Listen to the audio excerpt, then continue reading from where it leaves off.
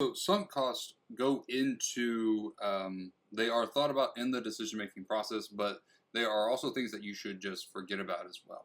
Okay, so sunk costs are costs that have occurred in the past and then just cannot be recovered.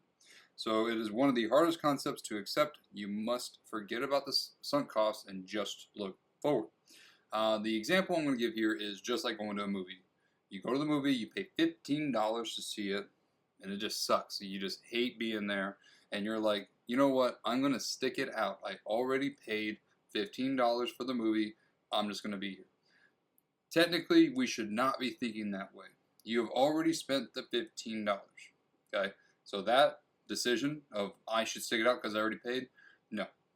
What you should be thinking about is doing your marginal analysis moving forward. What is the marginal benefit of me staying? What is the marginal cost of me staying? Right? Like if you got nothing else going on, your marginal cost is zero. You could stay. You could stick it out. If the movie sucks and you're like, I could go with my friends, well then you should leave the movie and go with your friends. Right? Again, forget about the $15. That is already gone. So you should think about it moving forward. All right, marginal benefit, marginal cost. All right. Same way a firm needs to think about this too whenever they're trying to do a project. So the firm finds it hard to give up on a new product that is doing poorly because they've invested so much money into it. So basically what they need to do is forget about the fact that they spent $10,000 trying to get this thing going. What they should be doing is looking at, okay, if we were to put an extra $1,000 into this thing, what will be the marginal benefit? How much extra profit are we going to get because of the next $1,000? Not the whole $10,000 or $11,000 total. It is looking at what is the marginal. All right, so forget about the sunk cost of the $10,000. You got to look forward.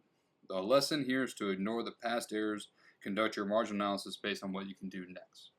So good luck forgetting those sunk costs. They are very hard to forget about, especially when you make a bad choice like I've done before. It's like something that's very hard to think about, not think about, but yeah, you got to look about it moving forward.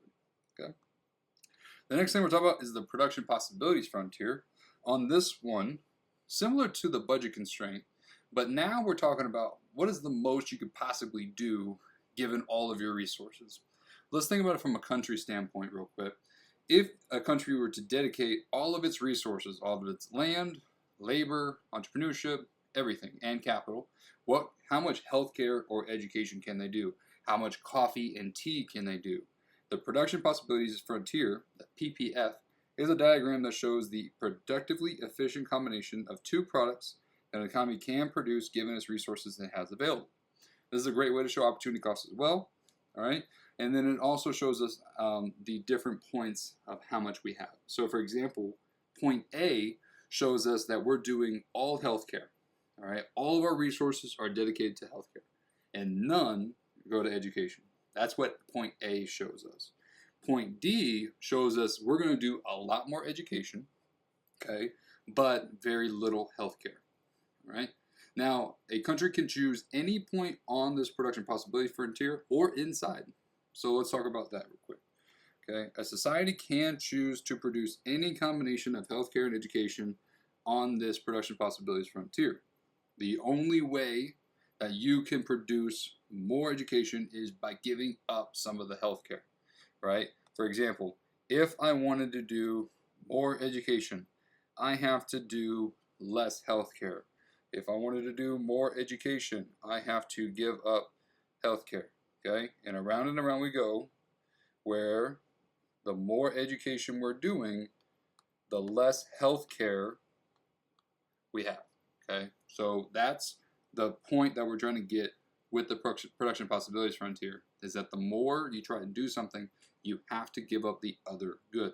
And think about it, like if you were trying to make coffee and tea, if you're spending time making coffee, you're not making tea, right? So if you had an hour, right, to make coffee and tea, the more time you spend making coffee, the less tea you can make if you're working efficiently. Okay?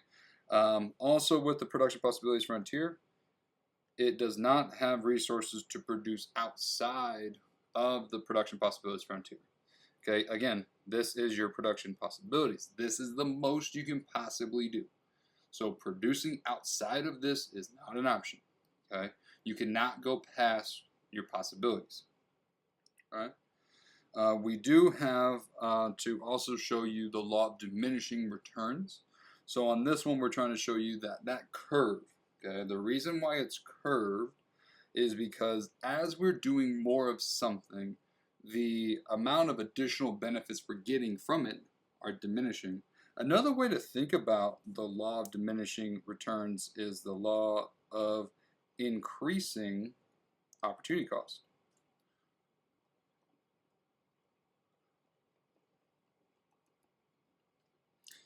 The way I like to think about this one is that as we're trying to do more of something, the additional benefits are smaller, but at the same exact time, the marginal cost or the opportunity cost is higher too. All right. So as additional increments of resources to producing a good are added, the marginal benefit from those increments start to decline, and the curve shows us that. Okay. So for example, from here to here, we had a big jump in education, but from here to here, very little. If you want an example of how this really shows us here of why we have diminishing marginal benefits, the reason is this. Let's say you started here where you have $0 for education. Okay, so you don't have a school, you don't have anything. But let's say we give you just $1,000 or $100,000 or $1 million, whatever it is, okay? This first amount that we're getting, you're able to buy classrooms, buy desks, have a teacher, right?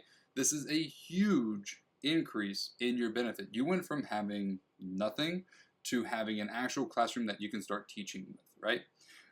Again, we go with another increase in the education funding, and now you can get computers and you can get a smart whiteboard and things like that. Now, you already have the classrooms, now you're just adding to it. So looking at it from a marginal benefit standpoint, your total benefit is obviously higher, right? You have the computers to help speed up the process, but in terms of the marginal benefit, not as much. For example, looking here from D to F, we're going to do more funding for education, but now instead of having a 8 core processor computer, we now have a 16, right? So we've increased the speeds of the computer, but does that really help out education a lot? Not really, okay? So this is what we're trying to show you, that as we add more money to education, the additional benefits are getting smaller. On the flip side, the increasing opportunity cost, think about it this way. When we first do education, we give up a little bit of healthcare. So not much going on there. But then as we start to add more education, the opportunity cost of the healthcare starts to increase. Let's think about it this way. If more money is going to education, we could add more salaries to the teachers. So what does a doctor think about doing? A doctor suddenly starts to think about becoming a teacher, all right? And think about it from the opportunity cost of the healthcare field, where they have less doctors. The opportunity cost to society would be huge, right? And that's because we added more research to education. We have a higher opportunity cost for the healthcare, right? So on the next thing, we'll talk more about the production possibility frontiers and how that works.